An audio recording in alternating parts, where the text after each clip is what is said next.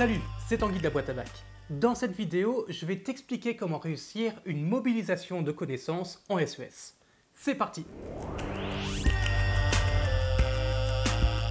Les examens approchent et tu veux un bon dossier Parcoursup? Pas de panique, nous avons créé l'appli ultime de révision pour les lycéens. L'appli La Boîte à Bac, c'est une nouvelle expérience de l'apprentissage qui s'adapte à ton profil et à ton niveau grâce à notre algorithme. Tu y trouveras des quiz, des cartes mentales, des vidéos de méthodologie et de cours, des fiches de résumé ou encore des défis entre amis pour gagner des niveaux, des badges et bonifier ton avatar. Le tout rédigé par les meilleurs professeurs. Alors ne perds pas de temps et télécharge-la gratuitement sur Google Play et l'App Store. La mobilisation de connaissances est une épreuve qui consiste tout simplement à répondre à une question de cours. Donc c'est une épreuve que tu pourras avoir le jour du bac, mais également très souvent en cours d'année, d'où l'utilité de bien en maîtriser la méthodologie. Pour réussir, il faut avant tout avoir des connaissances solides, que ce soit sur les notions, les mécanismes ou les exemples. Si tu n'as pas révisé ton cours, eh bien, tu ne pourras pas réussir.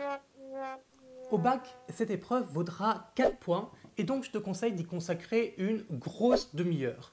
Tu seras évalué sur 4 compétences essentielles. Comprendre la question posée, maîtriser les connaissances, organiser la réponse et rédiger de manière claire et soignée. Pour la suite de cette vidéo, on va considérer que tu as déjà révisé ton cours. D'ailleurs, a priori, si tu ne l'avais pas encore fait, tu ne serais pas en train de regarder cette vidéo. Mais si tu veux bien réussir ton épreuve de ta spécialité préférée, il te faut également une bonne base de méthodologie. Et donc nous allons voir ça en 3 points. D'une part, analyser la question et la consigne, ensuite mobiliser tes connaissances et enfin rédiger ta réponse. La première chose à faire est d'identifier le chapitre du programme auquel se rapporte la question posée. Ce n'est pas une perte de temps, car il y a certains chapitres qui peuvent se recouper. Et donc, vérifier à quoi se rapporte la question va t'éviter d'aller dans la mauvaise direction et donc t'éviter les hors-sujets. Par ailleurs, il faut également voir à quelle partie de ce chapitre ça se rapporte pour éviter de trop élargir, car on va également évaluer ta capacité à cibler précisément la question. Prenons un exemple afin que tu comprennes où je veux en venir à partir de l'épreuve du bac de SES en mai 2022. Il y a eu ces 2 questions. Montrer que le progrès technique peut engendrer des inégalités de revenus. À l'aide d'un exemple, vous montrerez que l'action des pouvoirs publics en faveur de la justice sociale peut produire des effets pervers. Là, à partir d'une lecture rapide, tu arrives normalement tout de suite à voir quels sont les chapitres concernés. Donc d'une part, la croissance économique, d'autre part, le chapitre sur la justice sociale. Mais ensuite, il faut également comprendre à quelle partie du chapitre se rapporte la question posée, car souvent il y a plusieurs objectifs pour chaque chapitre. Et d'ailleurs, je te conseille de faire un rapide tour sur Eduscol ou bien regarder les premières pages de ton manuel. En général, la liste des objectifs est présentée et du coup, ça peut t'aider à mieux cibler tes révisions. Par exemple, pour notre première question, autant connaître le chapitre n'était finalement pas si évident parce qu'il n'y a pas de mot lié à la croissance économique dans l'intitulé de la question. Mais il y a un des objectifs du chapitre sur la croissance économique qui porte sur comprendre comment le progrès technique peut engendrer des inégalités de revenus. Et ça, c'est clairement la même chose que la question qui est ici posée. Et pour la deuxième question, on n'est carrément que sur une partie de l'un des objectifs, mais je ne vais pas trop rentrer dans les détails. Une fois l'objectif ciblé, il faut bien analyser la consigne pour comprendre ce que l'on attend de toi. Il y a en gros 3 types de consignes pour la mobilisation de connaissances. Les consignes qui vont te demander de traiter un mécanisme, une illustration ou une comparaison. Les mots-clés vont te permettre de comprendre le type de consigne. Si tu vois apparaître montrer, démontrer, décrivez, en quoi, comment, alors c'est une question de mécanisme. Si en revanche tu as à l'aide d'un exemple ou bien encore illustré, c'est une question d'illustration.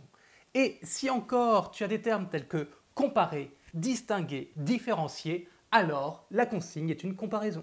Pour des questions de type mécanisme, part de la définition des notions clés présentes dans le sujet. Ensuite, explique les liens entre 2 concepts avant de terminer par un exemple qui illustre tes propos. Pour une question d'illustration, là aussi, tu vas partir de la définition de termes qui sont présents dans le sujet et ensuite, tu passes directement à l'illustration à partir d'exemples que tu maîtrises bien provenant de ton cours. Donc la différence entre mécanisme et illustration est subtile. En gros, pour une question de mécanisme, il faut avant tout approfondir les notions et les expliquer, alors que pour les questions d'illustration, c'est l'exemple qui est absolument fondamental. La question de comparaison, en revanche, est assez différente, puisque souvent tu vas devoir faire 2 ou 3 paragraphes, puisque tu vas devoir présenter les points communs et les différences entre 2 notions et 2 auteurs. Et pour faire ça, souvent il va falloir consacrer un paragraphe à une des notions, un paragraphe à l'autre notion, ou encore à l'autre auteur, enfin tu m'as compris quoi. Reprenons notre exemple sur la croissance économique. Ça commence par montrer. Donc, c'est une question de type mécanisme et il faudra du coup expliquer le lien entre l'innovation et des inégalités de revenus. Pour notre deuxième sujet, ça commence par à l'aide d'un exemple, donc ce serait un sujet de type illustration. Maintenant que tu as identifié la consigne, tu sais quelle va être la structure de ta réponse et tu peux passer à la mobilisation de tes connaissances. Étape 2, mobiliser tes connaissances. Cette étape se fait au brouillon. Tout d'abord, dans l'intitulé, repère les notions clés car il sera indispensable de les définir sur ta copie. Mais il y a également d'autres notions qui seront mobilisables et note-les sur ton brouillon afin de ne pas les oublier et de bien penser à les mentionner sur ta feuille.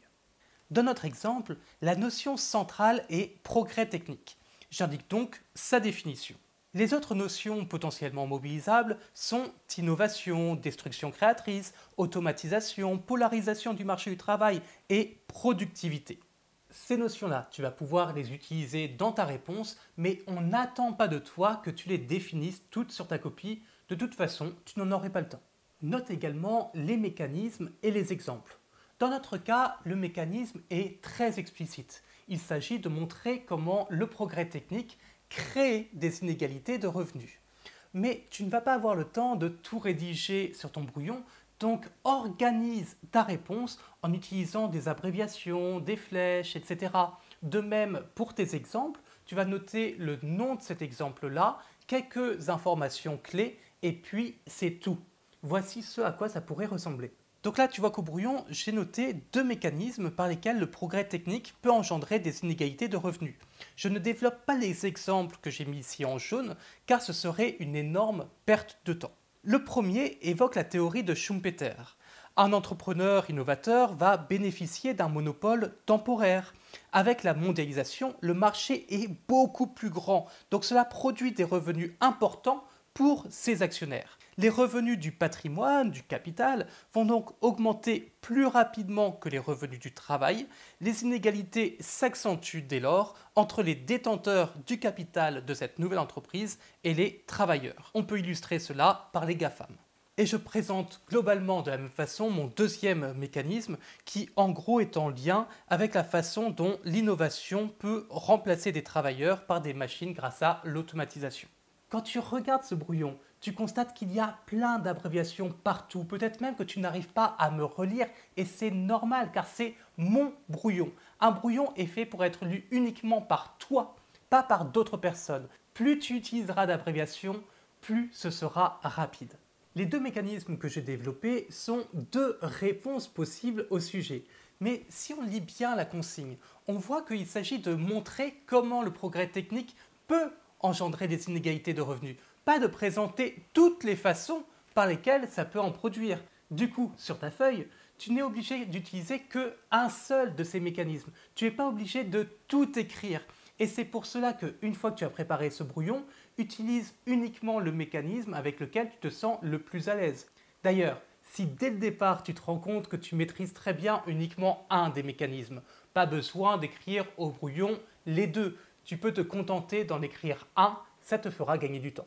Pour ce brouillon, tu peux directement commencer à l'organiser en fonction de la structure générale des paragraphes en SES. J'ai nommé la structure AEI, c'est-à-dire affirmation, explication, illustration. Dans la partie A, la partie affirmation, il faut reformuler la question et définir les notions clés.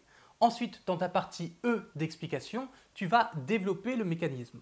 Pour ta partie I d'illustration, tu vas utiliser un exemple qui sera forcément un exemple personnel étant donné que tu n'as pas de documents sur lesquels tu vas pouvoir te baser. J'entends par exemple personnel des exemples qui proviennent de ton cours ou encore de tes lectures de revues économiques. Il y en a certains d'entre vous qui en lisent peut-être. Globalement, peu importe la consigne, c'est à peu près la même structure, c'est-à-dire que tu dois faire des paragraphes AEI. En revanche, pour les questions de comparaison, et je te l'ai déjà dit, il te sera souvent utile d'avoir 2 paragraphes pour présenter par exemple un des auteurs, puis l'autre auteur, ou bien encore une notion, puis la deuxième notion. Par ailleurs, pour les sujets d'illustration, ce sera la partie I qu'il faudra largement développer, alors que pour les questions mécanisme, ça sera la partie E. Maintenant que tu as un brouillon bien structuré, tu veux passer à la 3e étape, la rédaction de ta réponse. Étape 3, rédiger ta réponse. Quelques conseils pour rédiger. D'une part, chacune de tes réponses doit faire à peu près une demi-page. Bien sûr, tu as le droit de dépasser un petit peu, mais fais quand même attention. D'une part, car tu risques le hors-sujet. D'autre part, car si tu passes trop de temps à cette épreuve, tu n'auras pas assez de temps pour faire ton étude de document ou encore ton raisonnement s'appuyant sur un dossier documentaire. Et c'est pour cela que je t'ai conseillé d'utiliser uniquement 30 minutes, 45 minutes grand maximum pour la mobilisation de connaissances qui ne vaut que 4 points sur 20. Bien, je te montre maintenant un exemple de réponse rédigée pour que tu vois ce à quoi on peut s'attendre. Alors, avant toute chose, tu vois que là, j'ai fait 3 paragraphes pour bien distinguer mon A, mon E et mon I, mais sur ta copie, ça doit faire un seul et même paragraphe. Comme tu le constates, mon affirmation me permet à la fois de rappeler la question posée et de définir ma notion qui, en l'occurrence, est le progrès technique. Ensuite, dans mon E, mon explication, j'ai choisi un seul des 2 mécanismes que j'avais préparés au brouillon car c'est largement suffisant. J'ai bien relié mes idées avec des connecteurs logiques tels que en effet ou bien or car ça me permet d'organiser très simplement mes connaissances pour que mon correcteur puisse suivre ma progression. Ici, je suis parti de la théorie pour présenter la situation contemporaine qui me permet de finir sur les conséquences en relation avec mon sujet. Enfin, j'ai développé un seul exemple dans ma partie I d'illustration en finissant par un constat clair qui illustre mon propos. Quelques dernières remarques pour finir. Rappelle-toi que dans toutes les épreuves d'SES, il te faut offrir une argumentation claire. Et pour cette argumentation claire, il faut que chaque idée fasse l'objet d'un paragraphe et donc d'un AEI. Le but de cette épreuve est de répondre à une question bien précise et non de disserter. Donc, pas de mini-introduction, pas de mini-conclusion. Tu vas direct sur la question qui t'est posée et tu oublies le reste. De même, évite de faire une suite de définitions. Il faut que l'ensemble soit une démonstration. C'est-à-dire que tu donnes une affirmation que tu défends avec ton explication et ton illustration en relation avec ton sujet. Et enfin, comme toujours, soigne ton orthographe et ton style. Il n'y a rien de pire qu'une copie qui a une mauvaise syntaxe ou autre, car ça devient illisible. On n'a pas envie de lire ça. Donc même si ce n'est pas un critère d'évaluation, crois-moi, tu vas en pâtir si tu ne t'es pas relu une dernière fois. Ça y est, grâce à cette vidéo, tu as maintenant l'essentiel pour réussir ta mobilisation de connaissances. Mais ce ne sont que 4 points et donc tu peux regarder les autres vidéos pour réussir ton épreuve d'étude de documents par exemple ou encore une dissertation. Par ailleurs, pour mieux réussir ta mobilisation de connaissances, tu peux également regarder la vidéo sur la méthode AEI, ça te sera bien utile. Bref, dans tous les cas, tu as plein de vidéos de méthodo sur lesquelles je serai présent pour te conseiller. À bientôt sur l'une d'entre elles.